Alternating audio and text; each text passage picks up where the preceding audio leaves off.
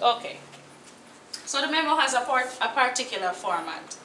So first thing to note is the format, as we said before. What's missing from here is the title, memorandum. So you're going to have the name of your company up here. So let's say it's St. Jude's Prep School, and you're going to write the word memorandum underneath.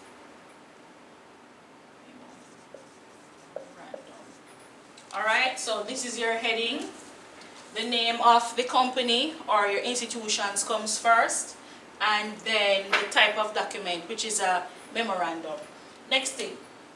So to Mrs. Janet Jones, and she is a teacher. So in brackets on the side here we put the position of the person. From Mr. Neville Nesbeth, same thing applies here, and this is his position as well. And the person who is sending the memo can initial or sign beside their name. There's another option where they can sign underneath, but contemporarily people sign beside their name when they're sending a memo. The date that the memo was sent, written out in full, and the subject of the memo. So the person who is on the receiving end, when they pick it up, they say, oh, well, this is about submission of grades, as is in this case. Now, I'm not sure if you can all see, but the memo basically says, it has come to my attention that you have not yet submitted your grades for the final school term, which were due on July 1st, 2020. Please be advised that all other reports have been generated and are ready for pickup. I encourage your speedy submission and attention regarding this matter. Now notice that the memo is pretty straightforward and to the point. It tells you what needs to get done. So in this case, he's saying, look, hurry up and submit the grades so that parents can come and pick up their child's report. Now when we're doing a memo, notice that everything is at the same margin. When you are ready to start your paragraph, you skip a line. When you're ready to break your paragraph as well, you skip a line. So we don't indent in the memo, we skip a line. So the memo, straight to the point. Another thing to note about memos are internal business documents. Alright, so you can send a memo anywhere in Heart Trust. I can send a memo to Beauty School.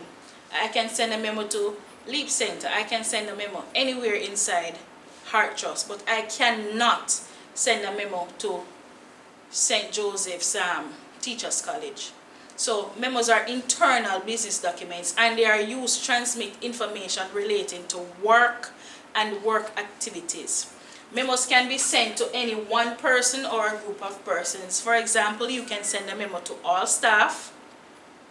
You can send a memo to instructional staff. You can send a memo to ancillary staff, etc. Now, what is interesting to note is that memos are straight to the point. They get to it right away. No long talking in the memo. No long talking in the memo. You get straight to the point, get it done. Now, you know, when let's say you are sending a memo inside of Garmex, then, so what we call those? You have inter and intra.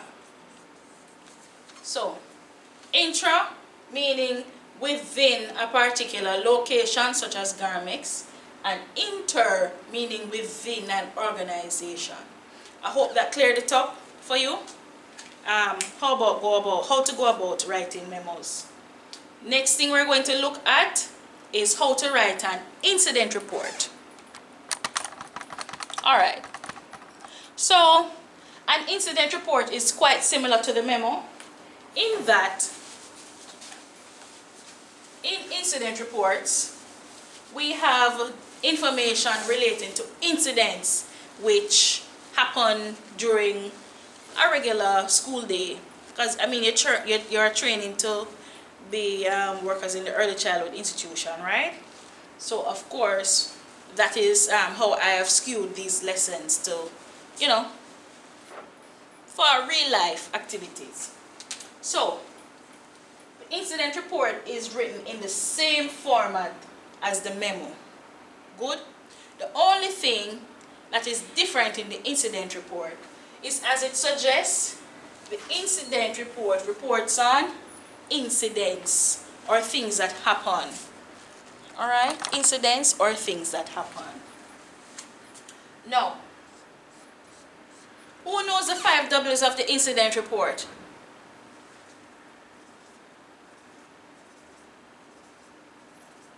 Anybody knows? What about who?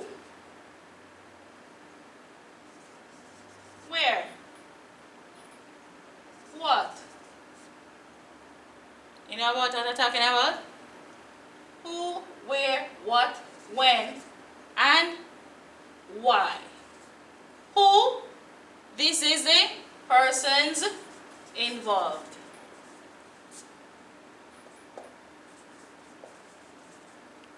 Where? The location of the incident. What? The actual incident. When? Date and time. And why is the cause. Now in some cases you're not going to know why the incident occurred, of course. So we're just focusing on the 4, but sometimes we know why. And if we know why, then we can add the why. Good?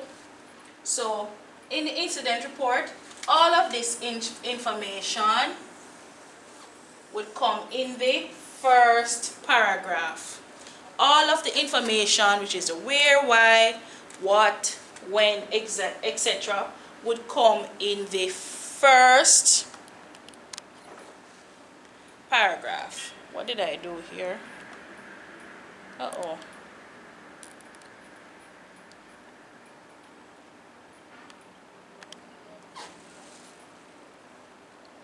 I turned it upside down.